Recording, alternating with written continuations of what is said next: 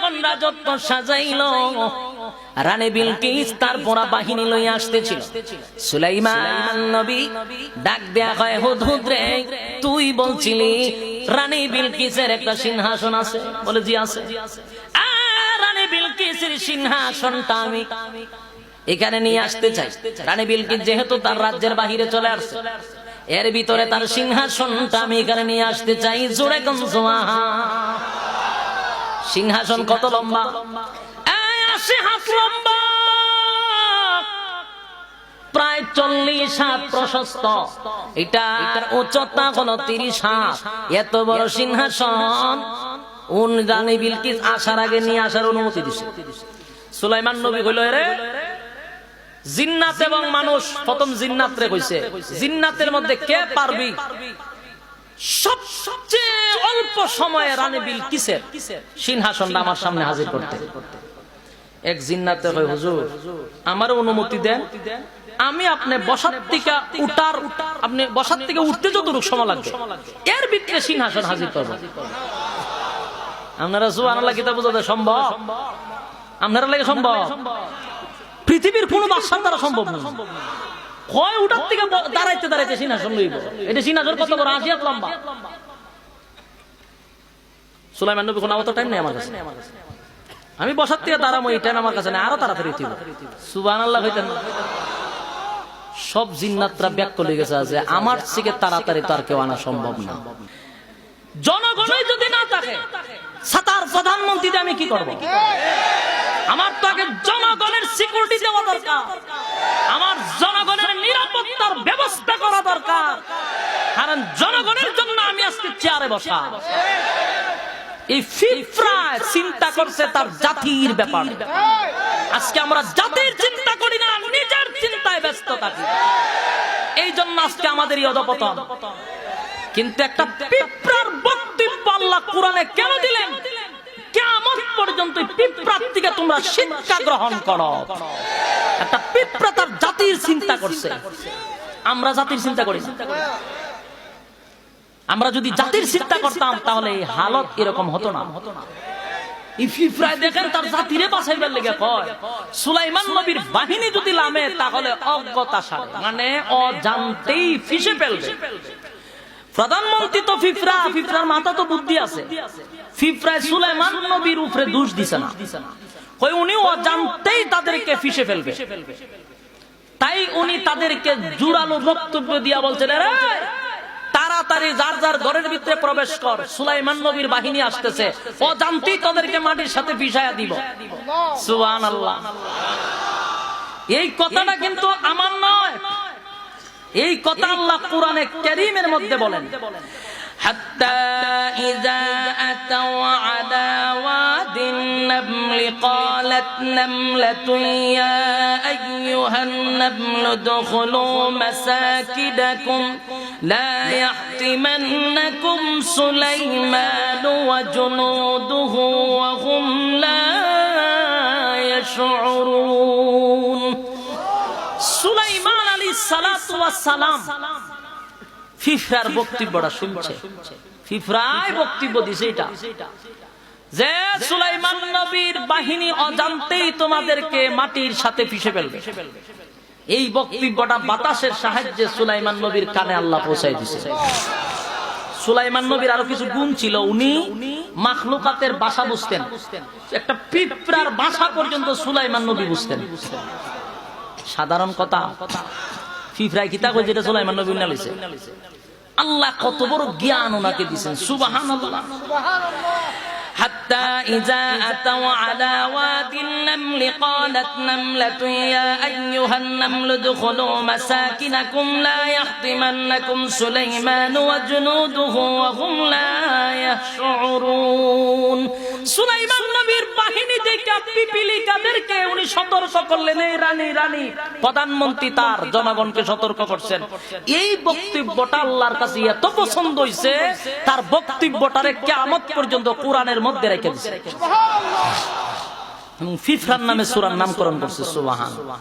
এই কথা শোনার পরে সুলাইমান আলাইহিস সালাতু ওয়াস সালাম একটা এরপরে দেখেন আল্লাহ বলেন ফাতাবাসসামা দাহিকাম মিন কওলিহা ওয়া ক্বালা রাব্বি আউজি'নি আন আশকুরা নি'মাতাকাল্লাতী আন'আমতা আলাইয়া ওয়া আলা ওয়ালিদাইয়া ওয়া আন আ'মালা সালিহান তারদাহু ওয়া আদখিলনি বিরাহমাতিকা ফি ইবাদিকাস সালিহিন।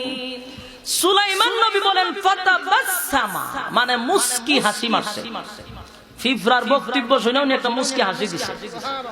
মুস্কি হাসি দিছে এই জন্য উনিও চিন্তা করলেন একটা পিপিলিকা তার জাতির নিয়ে তার কত চিন্তা। সুবহানাল্লাহ, মুস্কি হাসি মারছে। হাসি মাইরে শেষ না, সুলাইমান নবী সাথে সাথে আল্লাহর শুকরিয়া আদায় করতে লাগলেন। সুবহানাল্লাহ, সাথে সাথে উনি শুকরিয়া আদায় করতে লাগলেন। فتبسم ضاحكا من قولها وقال رب أوزعني أن أشكر نعمتك التي أنعمت علي وعلى والدي وأن أعمل صالحا ترضاه وأدخلني برحمتك في عبادك الصالحين। শুকরিয়া আদায় করছেন আল্লাহর কাছে। আপনি আমাকে যেই বড় নিয়ামত দিলেন, আপনি আমাকে যেই বড় নিয়ামত দিলেন, একটা ক্ষুদ্র পিপিলিকা পর্যন্ত আমার ভাষা বুঝে। সুবহানাল্লাহ, একটা পিপিলিকা পর্যন্ত আমার ভাষাটা বুঝতে পেরেছে। আল্লাহর দরবারে শুকরিয়া আদায় করতে লাগলো। মালিক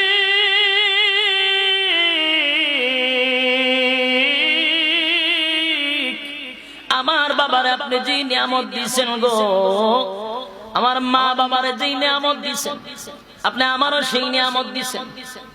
আল্লাহ আপনার শুকরিয়া আদায় করার মতো আপনি আমারে সুযোগ করে দেন, শুকর গুজার বান্দা হওয়ার তৌফিক দান করেন। আমরা হইলে বেটাগিরি দেখাইলাম নি, আমরা 10 জন গেলাম করে ফিফরায় আমার কথা শুনে, ফিফরায় আমার নাম জানে, কত বেটাগিরি আমরা দেখাইলাম। কিন্তু উনি আল্লাহর কুদরত ভাই সেজদা করে গেছে। আল্লাহ এত বড় নিয়ামত তুমি দিছো, সুবহানাল্লাহ। আরে ভাই, সুলাইমান আলাইহিস সালাতু ওয়াস সালাম শুকরিয়া আদায় করলেন আর বলতে লাগলেন, মালিক এত বড় নিয়ামত দিলাম, একটা পিপিলিকা পর্যন্ত আমার ভাষা বুঝে। আমি সুলাইমান রে পিপিলিকা পর্যন্ত চিনে গো, কি বড় নিয়ামত তুমি আমার দিছ।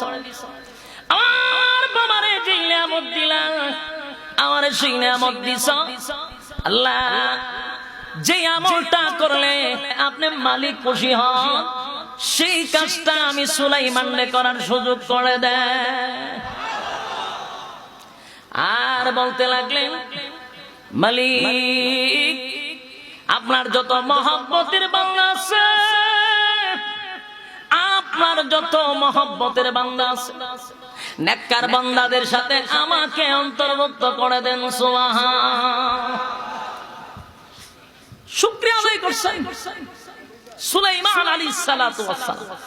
এরপর আল্লাহ রাব্বুল আলামিন বলেন, وتفقد الطير فقال ما لي لا أرى الهدهد أم كان من الغائبين। সেখান থেকে সুলাইমান নবী চলে গেলেন। যাওয়ার পরে আরেক জায়গায় ল্যান্ড করলেন। কিন্তু উনি যখন উনার সিংহাসন নিয়ে নামে, উনার মাথার উপরে সমস্ত পাখিরা ডানা মেলে এইভাবে উনারা ছায়া দিয়ে রাখে, যেন সূর্যের একটা কিরণও ওনার শরীরে না পড়ে। সাধারণ কথা, সমস্ত পাখিরা ডানা মেলে দেয় অটোমেটিক, সূর্য লাগে না। তুমি হঠাৎ করে দেখলেন ছোট্ট একটা জায়গা দিয়ে সূর্য ওনার শরীরে লাগতেছে, তুমি এমনি উপরের দিকে তাকাইছে, তাকাইয়া দেখে একটা পাখি নাই। পাখিটা যখন নাই, সুলাইমান নবী মেজাজটা গেছে গরমে, কিরে গেল কই? তখন বলেন, وَتَفَقَّدَ الطَّيْرَ فَقَالَ مَا لِيَ لَا أَرَى الْهُدْهُدَ أَمْ كَانَ مِنَ الْغَائِبِينَ। সুলাইমান নবী বলেন, আমার কি হয়ে গেল? আমি কেন হুদহুদকে দেখছি না? হুদহুদ একটা পাখি, এটা খুব ছোট পাখি, কিন্তু এটার মাথাতে এত বুদ্ধি আল্লাহ দিয়েছে। ফাঁকি ছোট, কিন্তু এর মেধা মারাত্মক। এই হুদহুদ ছিল পানি মন্ত্রী। কি মন্ত্রী? সুলাইমান নবীর পানি দরকার লাগলে হুদহুদ রে ফোন দেয়, হুদহুদ নাই। সুলাইমান নবীর মেজাজটা খুব গরম হয়ে গেছে। হুদহুদ গেল কো? সবাই কয় স্যার হুদহুদ রে কোথাও পাওয়া যাচ্ছে না। এখন সুলাইমান নবীর রাগান্বিত হইয়া পরের বক্তব্য বলতেছেন, لَأُعَذِّبَنَّهُ عَذَابًا شَدِيدًا أَوْ لَأَذْبَحَنَّهُ أَوْ لَيَأْتِيَنِّي بِسُلْطَانٍ مُبِينٍ। সুলাইমান নবী রাগান্বিত হইয়া বলতেছেন, হুদহুদ কোথায় আছে? যদি আজকে সে আসে, তারে আমি উপযুক্ত শাস্তি দিব, জবাই করে ফেলব। এরপরে কারণ দর্শাইছেন, যদি সে উপযুক্ত কারণ দর্শাইতে পারে তারে আমি মাফ করে দেব। আর উপযুক্ত কারণ যদি না দর্শাইতে পারে তাহলে টেঙ্গি ছিলাম আমি। কোন এই তাফসীরে নুরুল কোরআনের মধ্যে আসছে যে তার পাকা ছিঁড়ে ফেলবো, আবার বলছেন যে তারে আমি বন্দী করে রাখবো। অনেকগুলো শাস্তির কথা তুলে ধরেছে। এখন আপনাদের প্রশ্ন হতে পারে, একজন পয়গম্বর হইয়া ফাঁকির উপরে এরকম রাগ কেন? বলে ওনার জন্য এটা জায়েজ ছিল, কারণ ফাঁকিও ওনার একজন বাহিনীর সদস্য। কথাটা বুঝছেন না আমার?